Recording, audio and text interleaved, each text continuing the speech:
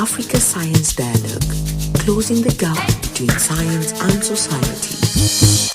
Now, with so many social media platforms coming up, individuals and companies have realized that they can leverage on that to reach wide audiences for different reasons.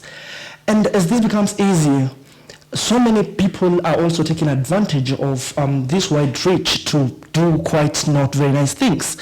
We have paid activists who are there to crumble some of the most important things going out, especially like in this podcast we discuss science. A lot of scammers also coming up, and so many other people. For that reason, there is a necessity to track what's happening on social media platforms and to make sure that we have the right information and the right way to counter misinformation, disinformation, or anything else that we think is a vice that's going to affect what we are doing. And as well as be proactive. We don't have to come really late for us to try and quell fires that have already, spread out there. For this reason, to explain further how we are able to take advantage of social media for our benefit and to track and everything else, I have today with me Mark Kaigwa, who is the founder and CEO of Nendo. He's an expert at forecasting trends in the internet, social media, and mobile industry in Africa. He's award-winning. He has so many awards, which we'll be hearing about later. And Nendo, which is his organization, which he's telling me is now celebrating, I think, 10 years, has worked with so many organizations as well as a research and marketing consultancy. We'll be talking about that in earnest. All I want first to do is let you know that today the discussion is going to go to areas that we haven't explored before on this podcast, but that are very important because we have the expert in the house. Mark Kaigwa, welcome to the Happy podcast. to be here. Thank you so much for having me, Peter. Okay, before we go on, there's on the Nendo website homepage, there's the question, could a 5-minute delay cost your customer shillings 50,000? Could it, and how? Yeah, it does all the time, and I think it's not just only in the banking sector or in financial services, but part of what we've tracked at Nendo with just the research work that we do, we're very big on what we call just narratives, so mapping out narratives of different kinds, and those are how information spreads, how it reaches certain people, how we give it attention or ignore it, and so within that, what you find is that over the early 2010s, you had a number of corporates, including telecommunications, financial services. They all came online. They all would say, we're on Twitter now. And then on top of that, they would give very fast service on Twitter. And so what you had was you have, again, case studies and examples of this. You have people saying, man, I told my shosho, my grandmother, my grandfather, I told them to join Twitter because that's where you get the fastest service. It's easier than calling. And then what happened is expectations kept going up. So people, even till today in 2025, still expect very quick and swift service. But those same organizations now have tens of thousands of customers they're dealing with at any given time, most of them, or some of them, I should say. And especially for those in the service sector, what you find now is they're slow to respond. So scammers are quicker than them. So because you're just used to saying, I complain publicly, I tag this brand, even the scammers are watching you engage that brand. And now they're responding to you faster than the brand. And so we've seen, we think it's losing Kenyans hundreds of millions of shillings every year, possibly billions of shillings. And it's a shame because I think it's a solvable problem. So that's part of where Nendo comes in helping brands and businesses that deliver customer service online to do it in a way that allows people to be less likely to be defrauded or scammed. And of course, there's no guarantees with this, but definitely there's areas to make it safer for everyday customers. Okay. When you came up with Nendo, those 10, say 12 years ago, you say that Nendo started from a desire to see a gap fulfilled insights published about Africans by Africans in Africa. 2 questions about this. Was there a feeling that there's a misrepresentation of Africa or the Africa data on Africa by outsiders? And 2, have you seen a change over time? And what change can you say Nendo has been able to push over those 10 or so years?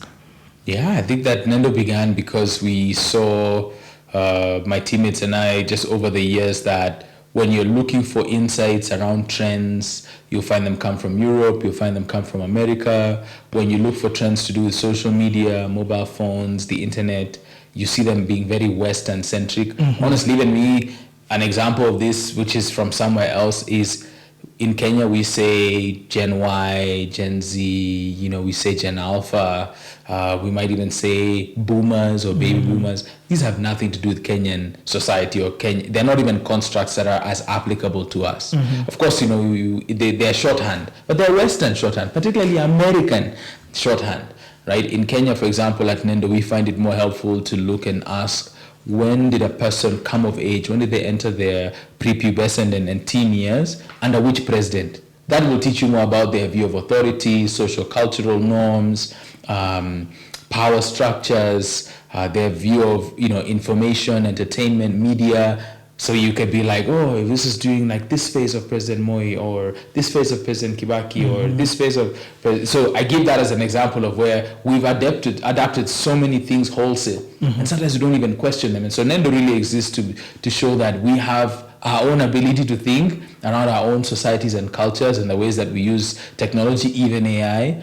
And we have particular norms that we have that we need to find our own words for, as opposed to adopting somebody's Western approach. And so when you start to do that, you find that Kenya will chart its own path, Africa will chart its own path. And that's something that Nendo has been doing since it started. So our whole thing is to publish and share best insights, give them away, go through a lot of data, look up millions of online comments, complaints, compliments, using social media listening and other forms, but all public data. And then, of course, in some cases, we'll go and do primary research as well to go and establish or learn something. And then again, we're putting that together and saying, hey, we want the world to benchmark with this, not just retrofit and bring something from overseas and just inject it into like our consciousness, but for us to think and say, is that going to be applicable to us or not? Okay. But mainly when you think about the Kenyan society and a lot of things that are being, because you're talking mainly about misinformation and disinformation in science, and you look at some of the things that have been happening lately in society. For example, when you talk about this further, I know there was the monitoring of the vaccine situation, which was rejected en masse on social media sometime, I think, late last year to this year. And what informs all this kind of dissent and of course, rejection of something that you can be sure that the public doesn't really understand well? So is this now also coming from outside? What have you realized is the main reason why people on social media take one wrong stance and run with it? Yeah, again, I wouldn't even label it. I guess that's one of the challenges as scientists or researchers, right? It can be hard, even though, it goes against our better judgment to label something right or wrong. Okay. I mean, our job is to look at a phenomenon, establish a hypothesis, go out and test it, right? And then see whether our theory holds up or what we learn. So, but of course, to your point, sometimes you're learning that people have a negative view of something. So I'd say that for us, it doesn't even start, because it was last year in, I want to say, we've got some of the data here, but, I think it was, November, the 8th of November specifically, right? So we ask ourselves what was happening at the time. Well, let's zoom out on last year in Kenya. January 29th, you have the End Femicide protests. Huge. I mean, far few, not enough people give credit for the fact that the Gen Z, in my humble opinion, right, argue with me in the comments if you want, but the Gen Z finance bill, protests, I don't think they happen at the scale or the level they do without the January 29th and femicide protests. And I say this because we've done multiple reports on this. So it's not like I just arrived at the opinion, but I say that because when you now look to November, you have these two things having happened, including the fact that there was also Saba Saba afterwards. So there's multiple things happening on the back of the the June, July, even going into the August protests. So by the time you're looking there, what you find is a situation where we at Nendo call it activist talk. Again, that's what you do as a trend and foresight firm. You label things. So activist talk for us was a concept that said that TikTok, which is the second biggest social network after Facebook, it's essentially, according to our projection, going to be bigger than Facebook in about February of 2027. It could happen sooner though. And so you're looking at Facebook in 19 to 21 million monthly active users, TikTok at sort of 16. Some people say they're 16 and 16, but one of those ones that's that's referencing Facebook and Meta is wrong. And I say that because, again, some people come and say, but this is what I found with the data. That data can be wrong. And if you know how to interpret the data, you'll know that. So I bring it all back because what you find is you found that Kenyans took issue with the messenger.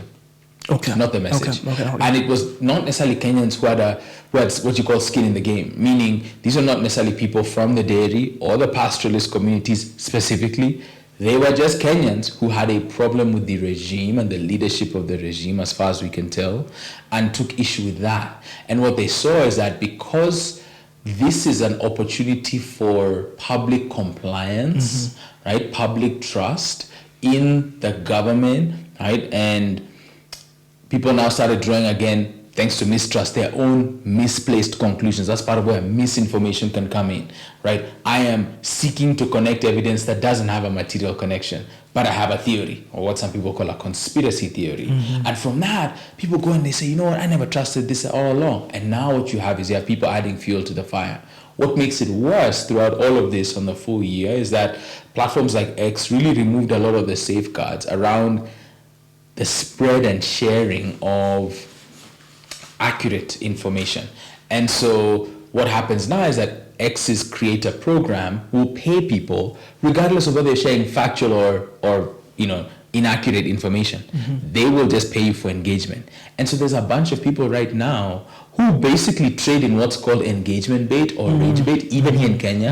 And some people will be in the comments saying, this person knows that this is wrong. They're just trying to hit their target so they can get a payout from X. And so that's basically the information ecosystem we're in, where not everything you see is as it seems. And that's why this discernment or interpretation of both the data and the larger trend or the way people interact socially online matters, because not everything we see online, as we say in Kenya, will be mirrored qua ground or on the ground. Yeah. But what you say now interests me in asking. I want to ask two questions about it. One, because of course social media has grown so much, and of course you can get information easier, whether it's accurate or not accurate, and it's coming at a time when we expect that also literacy levels are very high. Did we fail in one of the places in such a way that I would have expected that as social media grows and has the ability to pass as much misinformation as true information, we also have people who are sharp enough to easily debunk lies at the same time. But you're seeing a whole community of people who are just going along with the lies. And the second thing that my second observation to that is, did we always have this level of misinformation and disinformation in the past that we never saw because there was not social media? Or have these sites kind of exacerbated a problem that was... did it just like blow up? Was it there and blew up, or were we just blind to this? I think with the first question, the place we find ourselves is that we assume that we are rational. We assume that we're people who, I think Daniel Kahneman, the Nobel Prize winning, author and behavioral scientist and behavioral economist, he has a quote that I think is really great to think of, which is that, thinking is to humans as bathing or showering is to cats. Right? And what he's saying by that is that, there's what they call sort of system 1, system 2 in our minds. Think of, I think the one of the best illustrations of it is that, think of a man riding an elephant. The man might think that he's directing the elephant where to go, and maybe to a certain degree he has a little bit of that ability, but for the most part the elephant decides where it's going to go and has the man riding it. That's how we are with our subconscious mind. And so it's this idea that the rational part is the smallest part. We are actively avoiding expending that particular energy almost all the time. So Dan Ariely, the behavioral scientist, says we are predictably irrational. So I say that because that's just our human nature. So you'd think that an abundance of information make us more rational.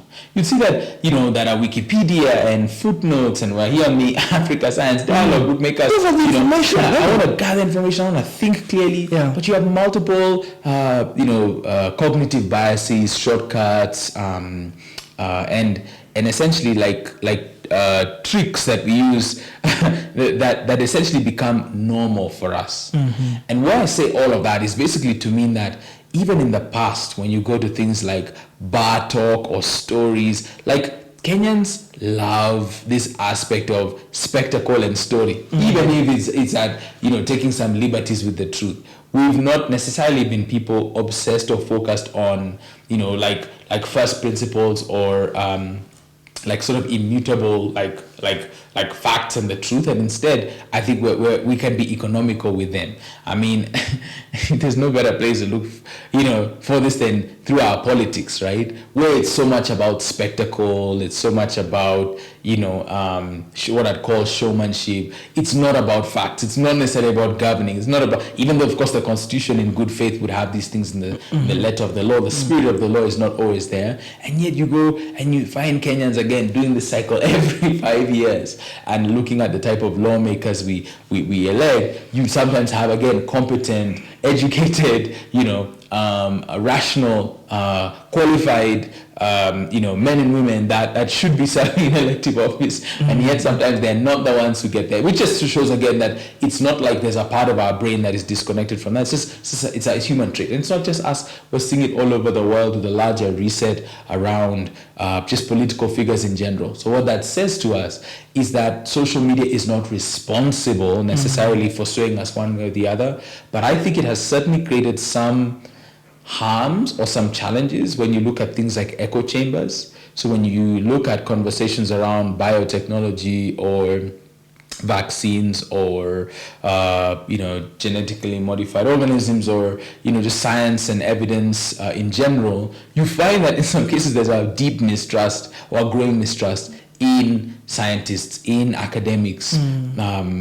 In Kenya, strangely enough, the most trusted, this, according to Afrobarometer, right, the most trusted, I think, single member of society is the religious or faith leader, like over and above any other cadre of member of society, from the president to the police to you name it. And that even says something, again, with sort of the place of faith, which is not, again, necessarily a rational pursuit, but a spiritual one, which it has reasoning, but at a different level. So I say that because now when you go to social media and you have echo chambers where it's like me and these people have sort of created this online tribe or collective, and I'm continually believing because the algorithm now believes that this is what I believe, so it serves me that. And I'm not seeing the counter argument.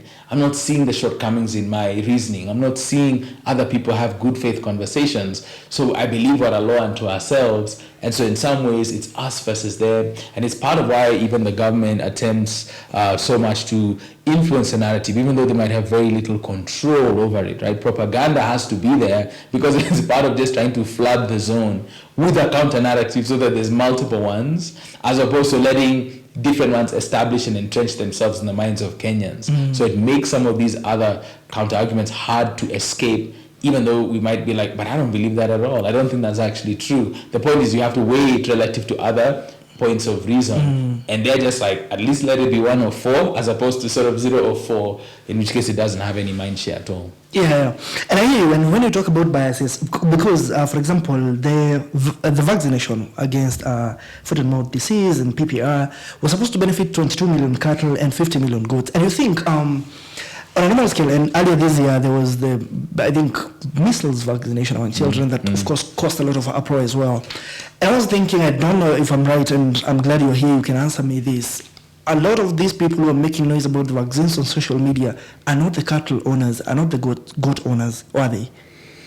I'd say they're not, but they don't have to be, right? Because in the end, remember, for them, they're looking at the messenger, right? And this concept of, at least with TikTok, what we call activist talk, says that whatever the regime, the leadership of the regime says, people want to be, in some cases, from an activism standpoint, on the opposite end of that argument, to the degree that they will be skeptical or they will be suspicious or cynical that there is some connection they don't see that is not in their or society's greater benefit in terms of governing. And so then they feel an interest to go and pursue that and speak on that. And so you have a sea of people that way, right? And I've gone, I'm not, that's the two sides of it. Now, it did reach, your farmers, your pastoralists, your dairy herd owners, etc., because they're online too. And so in some cases they've spoken out, and we're really trying to do some research right now that we're seeking out support for, to really look at the impact of that and how smallholder farmers in different parts of the country react to news and information, especially in the wake, like it's 1 year now, right? It's 1 year and 10 days since that initial situation happened, and a lot's changed in that time. And I think we often overweigh the role of platforms like Twitter or X, if you will, and we underplay or underestimate the role of places like Facebook and some of the groups that they have there, or TikTok, and the way that that's a particular platform of wide influence, especially with vernacular parts of TikTok that we've been able to map out. We really think that there's some very meaningful discussions happening at very, very local levels with really helpful peer-to-peer exchanges happening, but they don't get represented on very big stages. But they're happening with farmers around, vaccines, around animal health, around plant health, around, economic choices, around advice, and sort of a mini knowledge economy that's happening, where there are some people who don't even necessarily keep cattle, but they advise people who keep cattle, and you're like, but you're not an expert. Yeah, but I study the work of other people, and I connect the dots, and have a few knowledge products, and that's allowing me to sort of create a form of income, because people like me as a voice who's trusted. And they're like, what did you study? I didn't study anything to do with this. Where are you qualified? I'm not qualified at all, but I'm building on the wisdom of others, and I'm one of the few who's comfortable in front of a camera, or at least in front of a microphone. So I've built my own little place, and people trust me, the person. But I might also be liable, or I might even inadvertently or by accident share misinformation or disinformation from time to time, based on whether someone is paying for it. In some cases it's like that, or whether I just happen to just make an honest mistake. Now with this proliferation of social media and digital platforms, I was looking at a report that you released. I think that was the 2019 State of Mobile Data, yes, 2019. And I was seeing 10 of the most visited sites in Kenya, websites in Kenya. And it's funny enough, because from number 4 to number 8, they're very, very, you have Betin, you have BetPower, SportPesa, and the others are adult sites. And you're wondering, now with all this information coming out, so many platforms that one can visit for information, for communication, for whatever. There's Google there was Facebook, and there was Twitter at number 10. Is it there's a Kenyan situation where there's a lot of people who we think are going to, the wrong, I don't know if I can call them wrong, but there's so much time that's being spent on sites that are not exactly beneficial.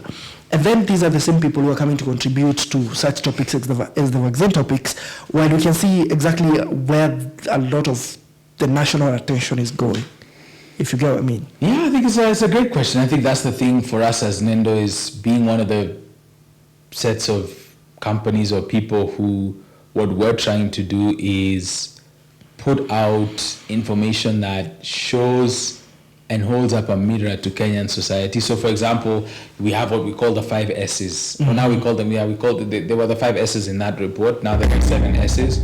And you've mentioned them. So our belief is that the same way the central bank governor has to know where money is moving in and out in Kenya, we think that it's important that we as Nendo and the broader society study where megabytes go, because we are a prepaid economy. As much as people go to places and say, hey, what's the Wi-Fi, right? That's increasingly happening in urban areas, but by and large, the country still is prepaid, meaning that people make a very rational and conscious decision, at least in terms of like their megabytes, because they know it's like when they run out, and they're going to stay offline. So with that, they make certain conscious choices that other people in other markets might not make. So the first is search, like you said, it's in the report, and that's just, people visit Google, most visited website. Yeah, it was number 1. People visit YouTube, second most visited website. There was Facebook between Google and YouTube. So the data even has changed since then, right? Because ChatGPT now is in the top 5. There's a bunch of like very interesting changes since then.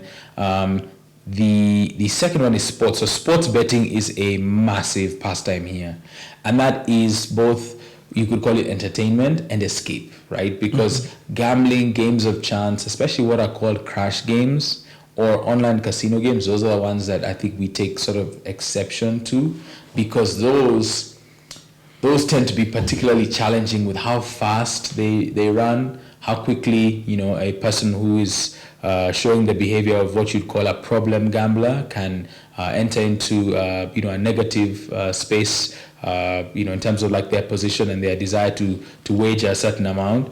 I don't like to use the word addiction easily, but I say that. And then you even have the fact that mainstream media, even vernacular media now, will have radio shows, call-in shows, various programs, all that have a gaming or betting or gambling mechanic to them. So essentially, as Kenya is a pioneer in mobile money, the other thing we don't acknowledge so much that Nendo's been saying for years is we're a pioneer in betting, right? Particularly sports betting and gambling on the phone using mobile money or just using multiple means. All that means now is that it's extremely hard to get away from that. That also means that there's a lot of people struggling or seeking the same pathways in multiple things. But yes, that's a big pastime. And then adult websites are there too, meaning, well, that's a global phenomenon where people gravitate towards things, again, that are, in this case, adult entertainment. And so, yes, it's very normal. But of course, these are what we'd call vices. They're not necessarily virtues that we want to go out and say, oh, these 10 people that you respect and know, they're all on adult websites. But, especially when, accessed by people 18 and above, they're just an ordinary part of the internet. Of course, there's ways to protect oneself or protect minors that people don't talk about. So you find people essentially like, introducing school, like laptops, tablets. And sometimes the thing people don't account for is that even minors, all sorts of people will gravitate towards these parts of the internet that are also, vices, right? Mm-hmm. And many even of like the games that young people will play will have these sort of betting, similar like experiences in them. So I say all of that because yes, the same people that will be on X talking about this are going to be interacting with many of these different platforms, and that's almost considered normal, which is a strange thing to say that gambling, with tens of millions of Kenyans who will be placing wagers. I think it's a study last year that we quote a lot. It's 2.1 billion shillings wagered a day, which I think when we did some of the math, one of the illustrations, I have an AI generated image of if you lay down 1,000 shilling notes between here and Kilimanjaro and went all the way around, that's 2.1 billion shillings. And that's every day. Yeah. It would take, I think, the average person earning 50,000 shilling, I think thousands of years to earn what is bet in one day. That's our society. And we also have, again, the 2024, I think, Oxford Dictionary Word of the Year, which is brain rot, which is just the fact that even if I don't engage in sports betting, if I don't engage in necessarily visiting adult websites, that they're going to find me. They're going to find that type of content will find you, not just because sex sells, in quotes, but because the internet sort of is built to play into these sort of like very base, like, impulses we have and compulsions we have, and so we get pulled towards even things such as doom scrolling, etc., where you're looking at really disturbing, really negative news and can't stop, or people who talk about struggling with anxiety and focused attention for different tasks. So especially short form vertical video, that's a big challenge in terms of its impact on us. So even if you don't visit or don't interact, you're going to be interacting with features that are like that or playing into those parts of our brains. But at the same time, internet is becoming more affordable, the penetration is increasing, and of course there is a lot of joblessness. It's increasing, so it means so many people are going to get drawn into these.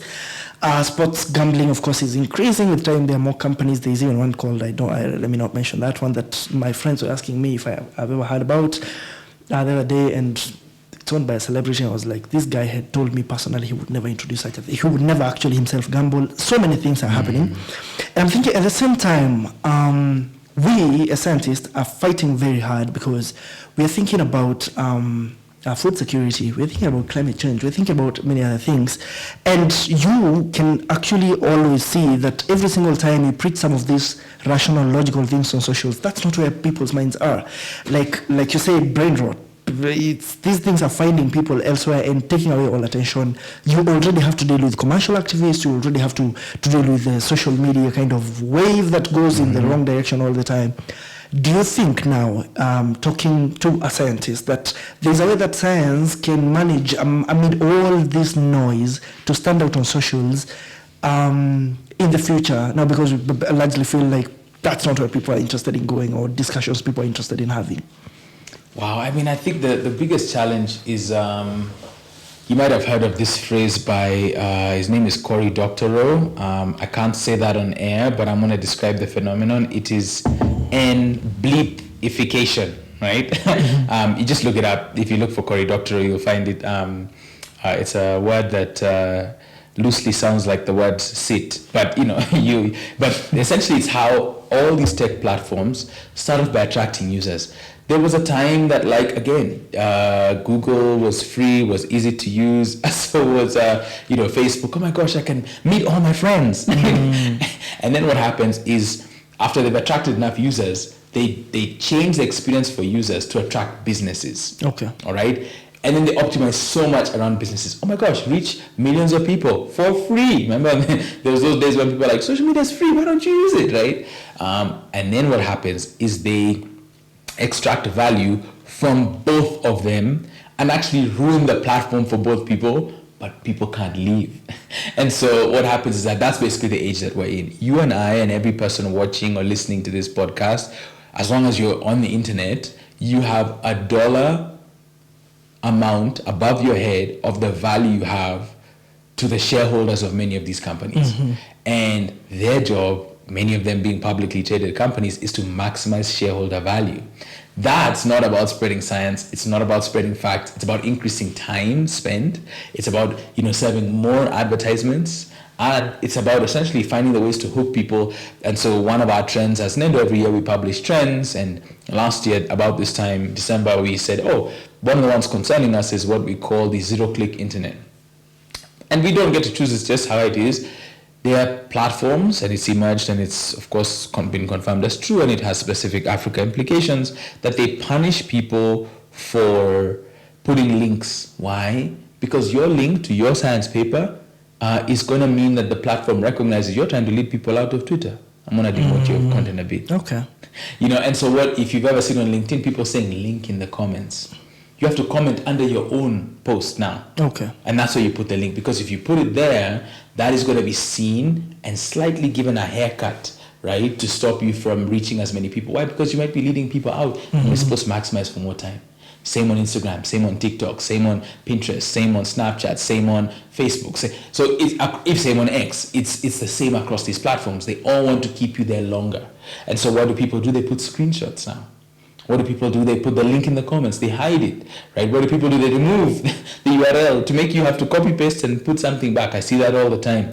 These are the small workarounds people are doing because they don't own these platforms, and the rules of these platforms change. We've been saying to banks for years that, just corporate clients, they would even cut cakes. Oh, I had 1 million followers. 100,000 followers. And then now they can't even reach 1% of them. You build on someone else's land and they make the rules. And so I say that because there are great ways. And at Nendo, we're always thinking up ways, because we're not just a research firm. We also do, behavior change communication. We do creative campaigns. We work with hundreds of influencers and content creators all over the continent and the country. And so we find different ways to pass messages across. And for us, we still think that there's hope. We think a lot of hope lies in working and partnering with creators. When you look at Kenyans 18 to 29, from a study last year in April by the team at Odipo Dev, they said, at least from their study, that the number 2 career choice, tied with being a doctor, and only after being self-employed, meaning being in business for yourself, was being a TikToker or influencer. So people don't want to be engineers, they don't want to be lawyers. I'm not saying they don't want to be, they don't want to be as much as they want to be essentially content creators, right? They want to be famous. And so what that means is that on one hand, for activism, you have people who, like you're talking about that, we call it thumbs for hire, right? They can tweet or post or make all sorts of content. We even have identified new content creators creating synthetic or AI-generated content that's misleading, false, particularly in health. You look at just the natural home remedy space, and because people, are looking for alternative medicine, are curious about, age-old cultural practice, some people have absolute, things that don't work, are completely unproven. And there's even, of course, brain rot style accounts that have these hacks and crafts that are clearly like edited. That is not what a normal person with normal equipment did. But people are so mesmerized they can't help but watch. Yeah. Right? And they're curious to try them or to save them or to share them. And again, that feeds into attention and the algorithm even more. To a scientist now.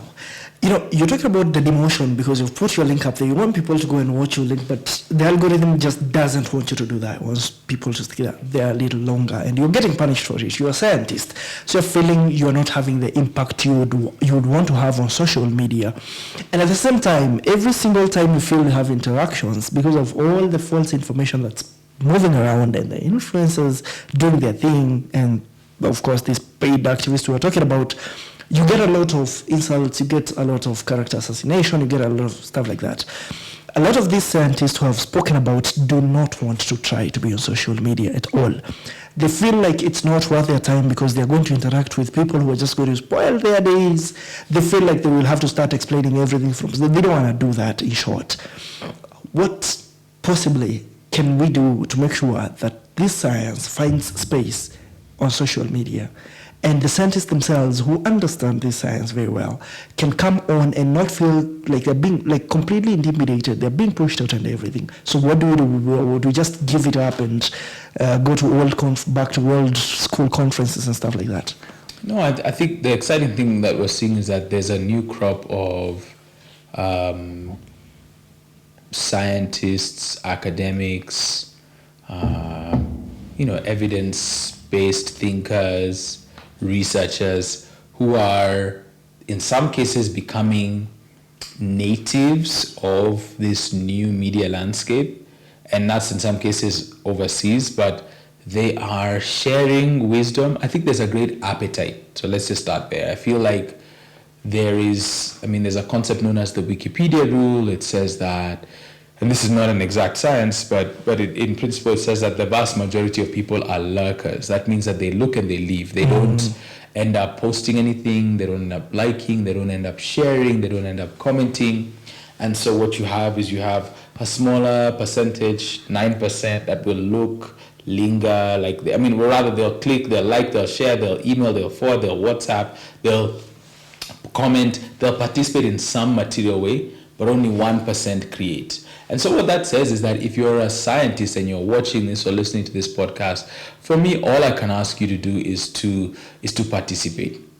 Right? I don't think you should want a payoff. I don't think you should want a pat on the back. I don't think you should want necessarily, the adoration or adulation of people and then, being excited. But I think you need to participate. And the reason I feel that's valuable is that, especially for African scientists, right? Going back to the reason Nendo exists, you can have all the science we want, but as the continent, I think we have a unique chance where leapfrogging happened, right? Instead of us going, through fixed line connectivity, desktop computers, we switched all the way through to mobile phones instead of following a very specific linear, banks to cards to digital wallets and money. We skipped. So we have a chance here to skip even in the ways that maybe people consume and interact with information, especially science. And I think that we continue to have high growth rates of people entering and getting online now, and they are there participating, curious, engaged. Now, it wouldn't necessarily be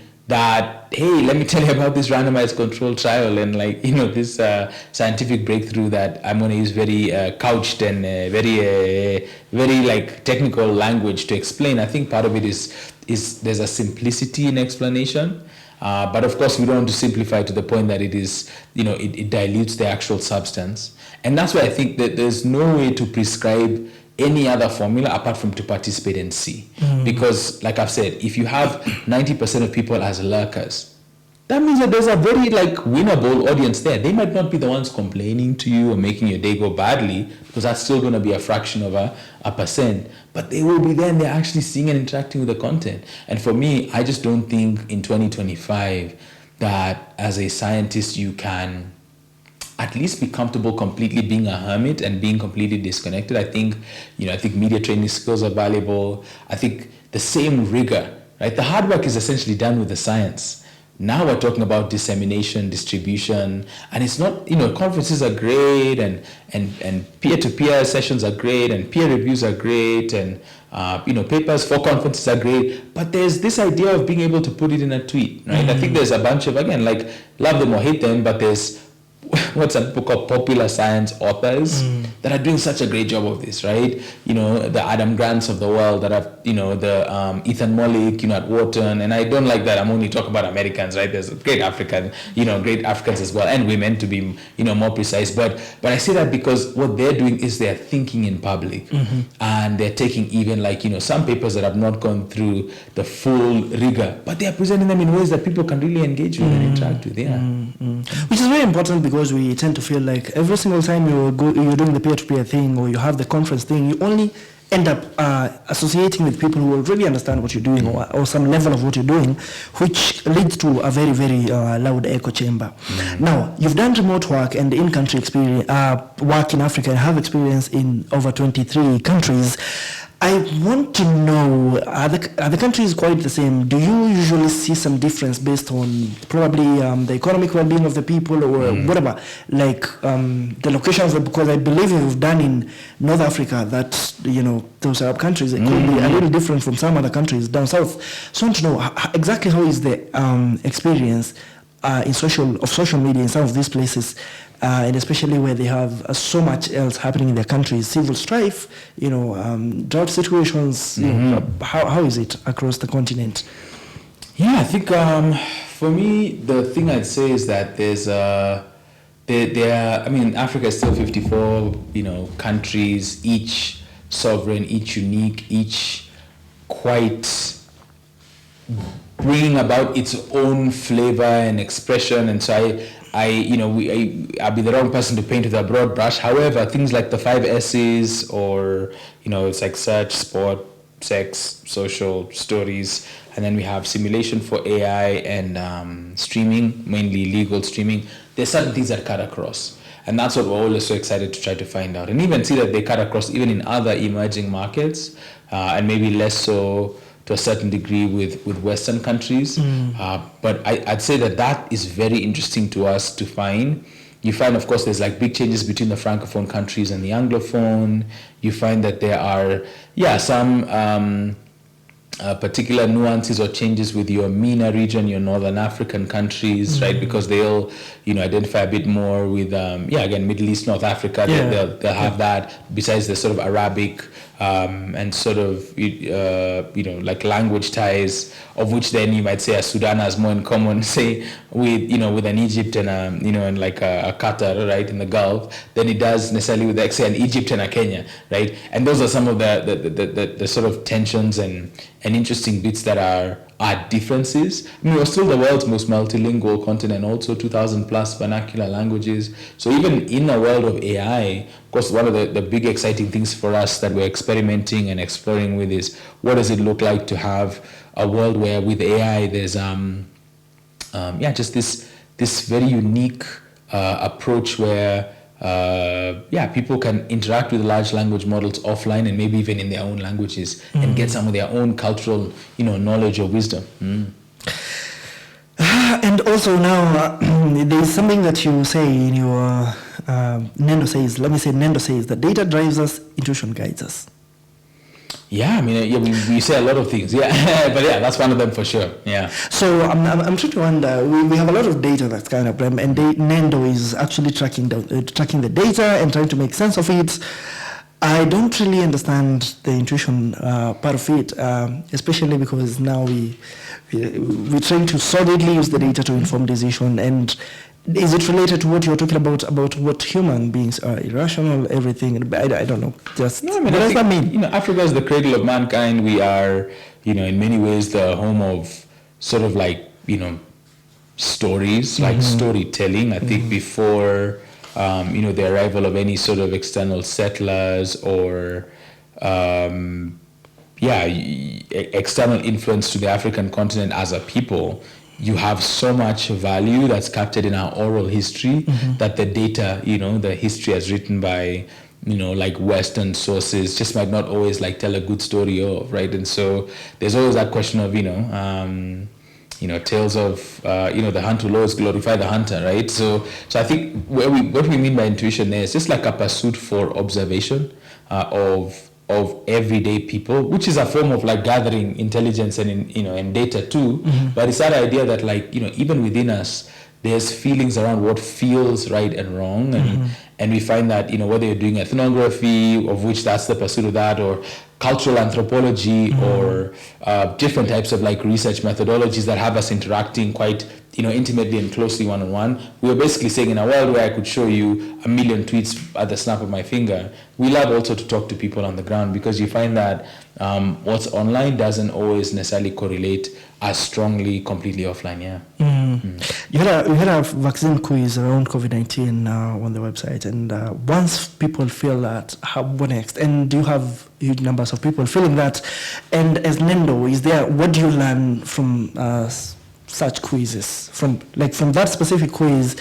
Because I looked at it and I was like, do people deliberately come to feel it necessary or feel like they should tell Nendo? Because I think that's how they will see it, exactly what they feel about the vaccine and everything.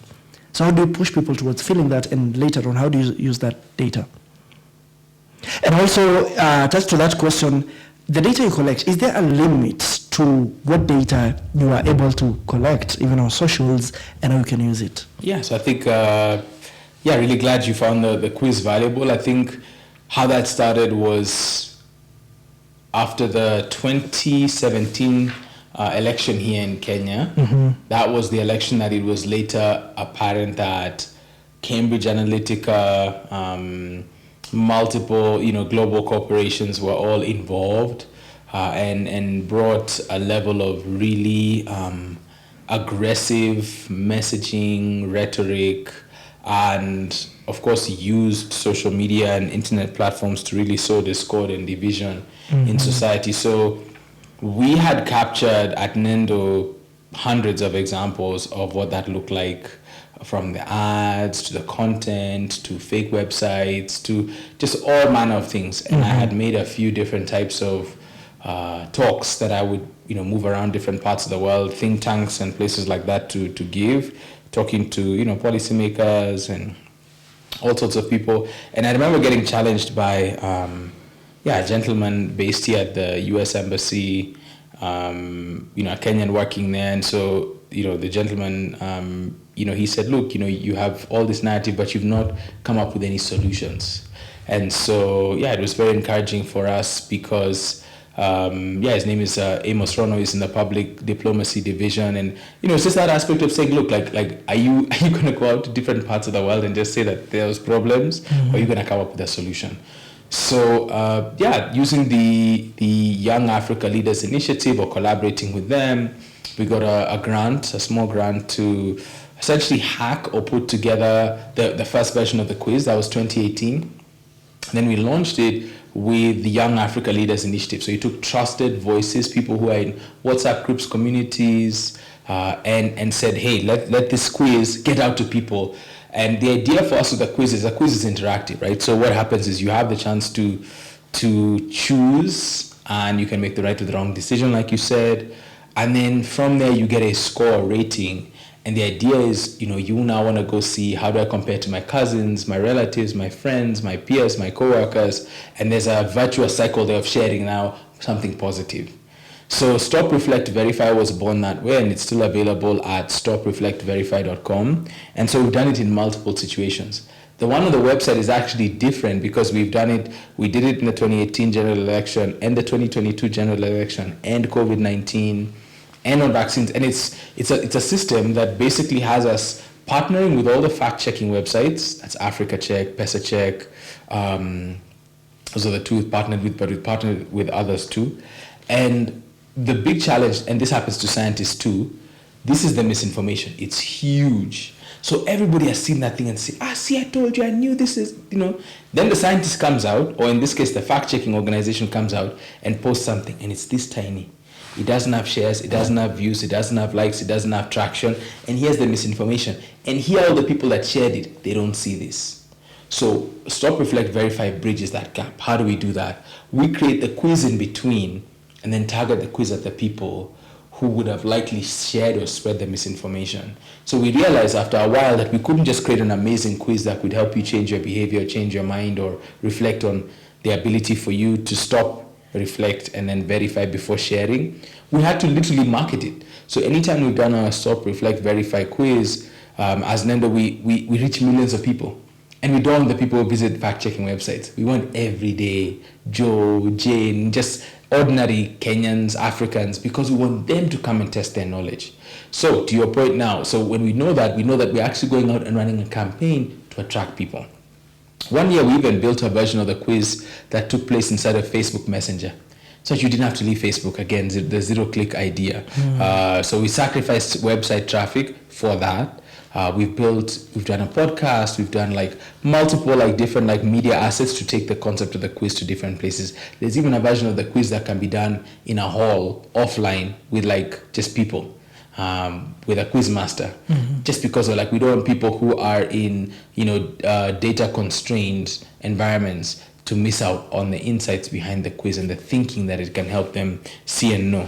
So I say all of that to give you the background. Now you asked, how much data do we collect? It's all anonymized and aggregated. So of course, on one hand, our quiz engine will collect like responses. I mean, it might log IP addresses, but I don't think we're looking for that really. Rather, it doesn't log IP addresses. What it does is it takes what you call sessions. The same way you might visit my webpage, and Google Analytics will tell me that that someone from Kenya came. It wouldn't tell me where you are. Just going to say someone from Kenya, and these are the pages they visited. So broad, generally accepted, GDPR compliant like analytics. And then from there, what we're learning is, man, why can't people get this health question right? Or like, we've previously done some on job scams. You'd be surprised how bad job and employment scams are. And they're so lucrative. And they really move on social media. And they prey on job seekers, right? They prey on youth who are vulnerable. And sometimes feeling that, hey, man, I don't stand a shot unless I pay something, right? And I have, someone to place me. So that's how we've gone about it. Now, the final part, I think, with your question, I think is, for us, we generally are quite delicate with the types of data we collect. Of course, when you're collecting from a primary standpoint, you have the Data Protection Act, you have data privacy in general. You need to be very particular, right? How long will it take before I expunge any personally identifiable information of yours? Must I collect it in the first place? Am I infringing on your rights when I collect it? So being delicate about that. But in an internet age where you have an X account, you have an Instagram account, you have a Facebook account, you are posting there, it's a bit different because they were governed now by the rules of what's called the APIs of those platforms. As long as it's public data shared in a public way on those platforms, it's not much, it's becoming less, but there's a certain degree they allow for research firms to access or to review. And we'll typically review that because it's in a public domain.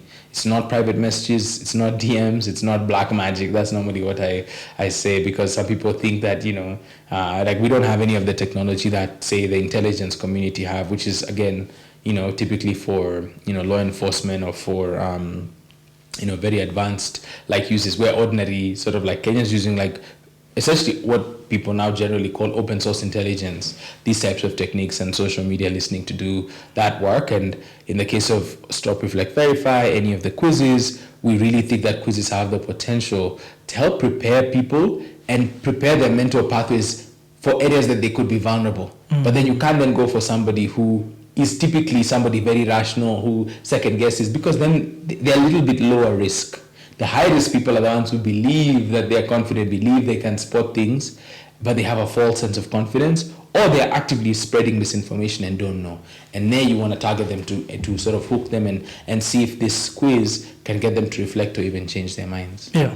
And now there's this whole thing, which is really not a belief. I think that Kenyans and Nigerians, and there are these countries that are believed to be very, very vocal on socials and especially on X.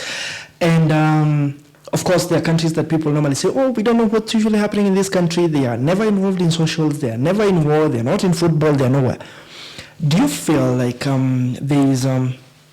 it's harder for you to bring up a new scientific concept to societies in Kenya, even when it's very helpful, than to such countries where there is not that much activity visible on socials?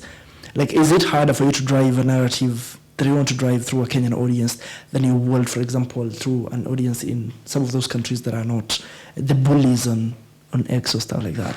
It's a great question. I think that it's a two-edged sword. I think that societies and cultures like Kenya that have learned that digital activism is something to wield, like it's a sort of weapon, right, in defense of, constitutional freedoms or, civil liberties or whatever. There's people who have different motivations for why they come online. Some people, know that is their ticket to like greater parts of society. I mean, there's active elected representatives or elected officials in Kenya that have gotten their name on the back of the internet and in some cases of sharing even misinformation. I don't want to name names, but I say that because it's like there's that question. So societies, much like this diagram of this network, will sort of form this network grid or map. And so I would even say that all countries mirror this because this is the design of the algorithm. Meaning that all these platforms are increasingly built around algorithms that maximize human attention, that optimize mainly around video and visual media increasingly, and that to a certain degree know how to stoke or provoke emotion, and whether that emotion is fear or it's discontent or it's rage or it's any emotion at all. So at that level, as long as it's social media, it's going to optimize for that. Meaning that even a country we don't hear about, it's happening. The reason we don't hear about it is because our algorithm is so full of things now but if we were to search, that's the amazing thing about the internet. We can go and find that in Mauritius, in Madagascar, Allah. You go there and you're like, it's Seychelles. Like places that I'm not even checking for necessarily, but it seems like it's happening exactly or very similar to Kenya. Opposition figures, propaganda, the main government line, like activists, so on and so forth, corporate interests, thumbs for hire, very similar, right? So I just say that because that's the thing is we might not be hearing the trees fall in those forests, but they're making a sound. Now, I think the challenge for us is if we're going to break free of this matrix, like as a scientist, we can't pick the grass isn't green on any side. Right now, essentially, it's a lot of noise that's not necessarily always going to be as evidence-based and as thoughtful and as rational. But on the other hand, we stay very encouraged. Like following the Gen Z protests last year, there was some of the most engaged and thoughtful and nuanced discussions and debates. Sometimes when we get onto like TikTok lives, we're so impressed with the levels people are going to think and reason about very, very, very local issues, right? Like there are governors getting on there and, wearing bathrobes and very informal attire and, essentially meeting and doing mini digital public barazas, right? And they're hearing from the people. There's people who are socializing concepts. And so I say that because the point now with science is science, in my view, and just with what we've seen at Nendo, has to free itself from being very rigid and essentially not taking itself too seriously, but being extremely sort of formulaic and just be a bit flexible. And like we said, the core, if there's anything, hopefully somebody listening on the podcast has heard, Mark is saying we should participate. Mark is saying that even if I feel like I'm yelling into, like the abyss or a void, I should be there. I don't necessarily think X is the platform to lead with.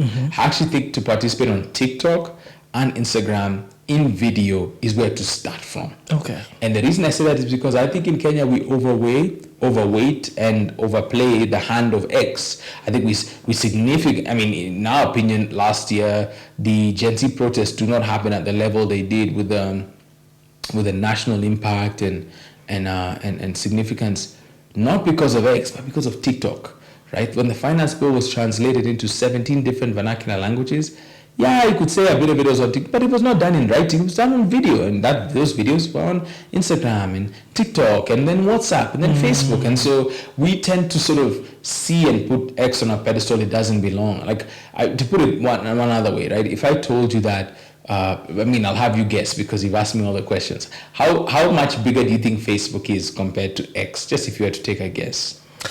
In terms of numbers or in what, but probably a few billion more people.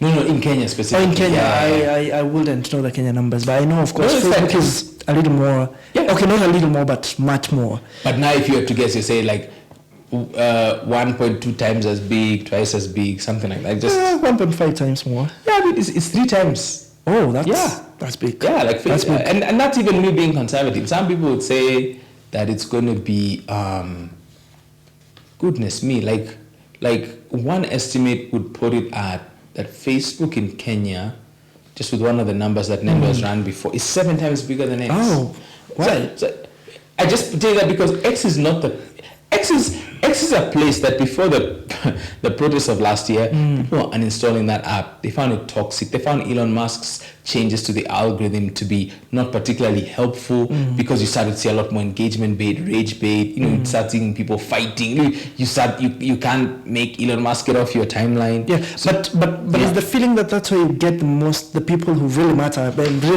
in quotes? Is that wrong? Not necessarily. Like in my view, I think that there's people who are. I mean, we have a word for some of them. Like again, we coined so many words at Nendo, but mashinani mavens for us are rural, peri-urban, but mainly rural content creators doing content in vernacular and on TikTok and absolutely killing it, like getting millions of views, right? Okay. But completely flying under the radar of like Nairobi types who are like, I'm on X and I follow journalists and I follow senators and governors and lawmakers. Yeah, you do, but there's other people here absolutely doing things, just talking, right? Because that's the other thing is X or Twitter asks you to type. It asks you to do that with diction and humor and sarcasm and asks you to read.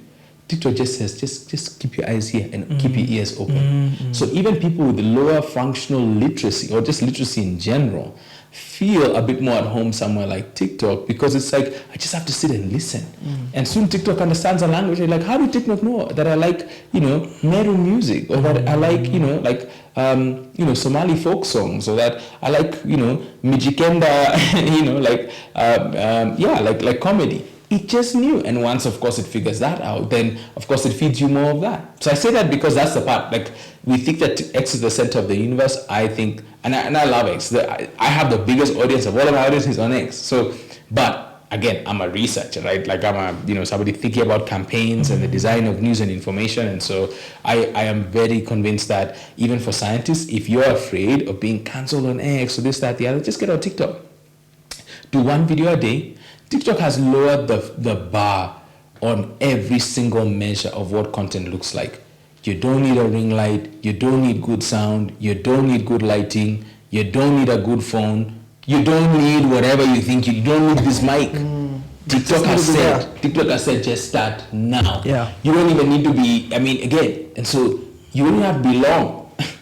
Just come on there and package these insights. And with AI, now you could genuinely upload a scientific paper, let's say, or some science that you've worked on, and a prompt that, we have hundreds of prompts that we use at Nendo, just, that we've tailored ourselves, that we like, the results of. But, I would ask it to help create some options for a script, right? You are a viral TikTok content creator who helps scientists to package really thoughtful content in memorable, engaging ways in 90-second or less videos. Take this scientific paper and come up with, 7 to 10 scripts of which you refine them and edit them and tweak them, test them, see which one gets the best traction, make sure to focus on the hook, and then come back and give me the best 3 ideas and the best structure and script one for me. I promise you, Peter, people watching start doing something like that. It sounds like black magic, but again, it's gonna take the labor out of, I gotta talk to my comms person, I gotta talk to our, like our videographer, I gotta sit down with, you can actually do it just at your webcam with your computer, right? And so I say that because we have an age that is desperate for the participation of scientists. That's really what we see it as at Nendo, and it's one of the reasons we're partnering with ISA, ILRIC, ALVMED, you name it, like a bunch of organizations, is we really have a passion to take our experience and proficiency in this internet age and bring it to people who have, again, great knowledge and wisdom and evidence, and help them bridge that to where more people can see it. Well, there's a lot of insights that you've packed into that. I don't really know how many videos I'm going to get out of that, but as we go towards the end now, I want to know about you. I've just realized you are also a physicist. That's quantum physics, because you mentioned the tree falling in the jungle thought experiment. Of course, I love it. And you have been recognized for your work, including the inaugural Forbes Africa 30 Under 30. That was in 2013. Best young entrepreneurs in Africa. Business Daily's top 40 under 40 men 2019. Yahoo's Finance top 20 marketing influencers. That was in 2019. It seemed there was an explosion of awards in 2019. But do these awards make you like more? Do people, like when you watch these people who win the Nobel, when they speak about it, they say that one of the things that the Nobel Prize does to them is people now start listening to them. People pay attention. Governments want to listen to what the Nobel laureate has to say. So, do these awards make you like more visible? Do people listen more? Tell me about it. Oh, it's about you now. Yeah, I mean, I think I have a mixed view of awards. I think that awards, and this may be a bit of a controversial view, have been abused quite a lot. I think there's a lot of like pay for play with awards now. Like there's certain awards that you have to essentially pay, to be on. I definitely do not like awards where you have to use your social capital and they become more of like a popularity contest, right? So it's Mark versus Peter, take this link, get your friends and your family to all register and give up their personally identifiable information and data to vote for you. So, like any award like that. And I mean, as it turns out, for the majority of at least my career, anytime someone says, oh, you've been shortlisted for this, I just say, stop there. I'm not interested, but if it's one where your peers are recognizing you or people in the industry are recognizing you, or you have people that you respect and admire that are, appreciating something that you've done, then those are the ones that for me, I think that I definitely appreciate. I don't take for granted. I don't think for me they necessarily have an impact on me personally. I think that they're positive. They should be recognized. But I say that because like awards have just changed so much. Like there's an ego and status game that happens now. There's entire businesses.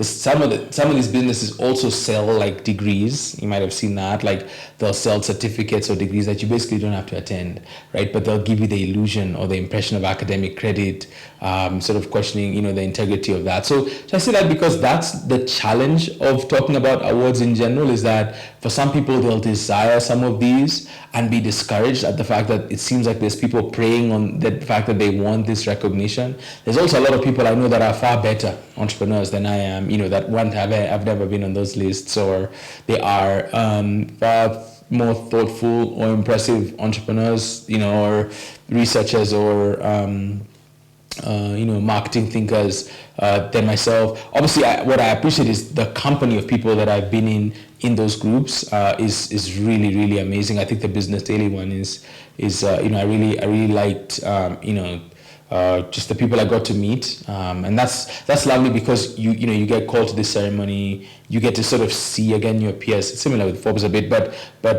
that's always interesting because there's bonds and relationships and connections you can build through that if you choose to use it for that. But for me, my mindset, is always the best is yet to come, and even if no one really like appreciated or acknowledged or recognized or listened, I don't think it will stop me from doing it at the speed or the pace or the intensity that I want to do it at. I feel like, there's a God-given opportunity, and the Lord's been kind by giving me, a lot of failures and a few successes, and and by God's grace, those successes are the ones that seem to get people's attention. The failures less so, but I feel the best stories are in the failures actually, because I think that no one lands on success without definitely failing their way there. At least if they're doing it the right way. Obviously, in most cases, you could also just be lucky, or in the extreme, next to almost no chance, like case of where you're extremely skilled and completely avoid failure. But failure is sort of like it's a badge of honor for people who've accomplished anything great, because you need so many things to go right for you: the timing, the situation, so many things over and above someone's skill. Yeah. Well, Mark Kaigwa, the epitome of humility. If you'll say these awards have been big, I mean, it's Forbes 30 under 30. But anyway, thank you very much for joining us today. Mark Kaigwa, the founder and CEO of Nendo, and continuing to do the good work that we probably take for granted. We don't look at the numbers as much as probably we should, and as if you listen to him, you can see they matter more than sometimes we tend to think they do. Thank you very much, Mike, for spending time with us here today. And we continue looking at these numbers. Of course, they keep changing all the time, so we'll be seeing what happens. For example, I was seeing somewhere that in 2000 we had about 831 million people in Africa. Now we have 1.55 billion. In 2050 we'll have 2.55 billion. And this growth, of course, is going to experience a lot of opportunities as well as challenges. And we cannot live without data, because this is the Africa Science Dialogue, and data is part of the science we are looking at today. Thank you for joining us for this episode. See you some other time. And thank you very much, Mark. Until then, asante. Africa Science Dialogue, closing the gap between science and society.